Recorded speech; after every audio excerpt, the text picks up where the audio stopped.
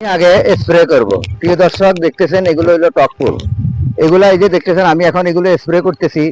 Spray করে মানে ধৌত করে গাছে রেখে ধৌত করে এর ফলে কিন্তু আমি এই ফুলগুলা সংগ্রহ করতেছি, কারণ এগুলো এখন পরিপূর্ণিত হয়ে গেছে। এই টক ফলগুলা কিন্তু পরিপূর্ণিত হয়ে গেছে। এখন এখান থেকে আমি বিচিগুলা সংগ্রহ করব, যে বেসনগুলা সংগ্রহ করব, এগুলো আবার লাগানি হবে। যেমন আমরা চা খাই, চা খাওয়ার যে চা ওয়ান টাইম কাপ দিয়ে যে চা খাই, চা খেয়ে যে কাপগুলা ফেলে দিই, এই ফেলে দেওয়া কাপের মাধ্যমে কিন্তু আমি একটা নার্সারি করব, নার্সারির মাধ্যমে গাছ লাগাবো। আমি একটা নার্সারি সিস্টেম করব। এখানে কিন্তু এই ফেলে দেওয়া ওয়ান টাইম চার কাপের মাধ্যমে আমি এই টক ফুলের চারা বসাবো। তাই আপনারা দেখতেছেন এখানে টক ফুলগুলা কিন্তু সম্পূর্ণ পরিপূর্ণিত হয়ে গেছে। আমি এখন এগুলা পানি দিয়ে স্প্রে করতেছি। ধৌত করার পরে এরপরে আমি এখান থেকে এই ফলগুলা সংগ্রহ করব। দেখতেছেন এখানে যে পানি ডুব দিয়ে আমি এগুলা স্প্রে করতেছি। স্প্রে করার পরে এই ফলগুলা কিন্তু আমি সংগ্রহ করব। দেখতেছেন এখানে ফলগুলা সংগ্রহ করব।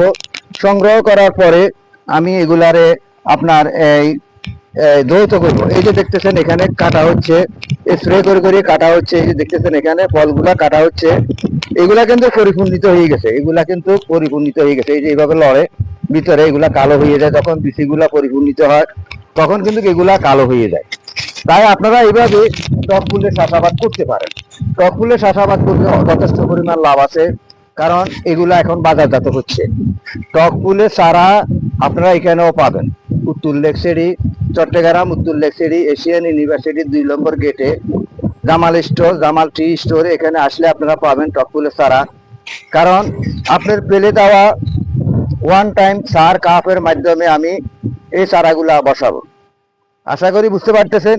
কারণ আমাদের ফেলে দেওয়া এই সার কাপগুলা কিন্তু আমি কাজে লাগাবো। কিভাবে লাগাবো?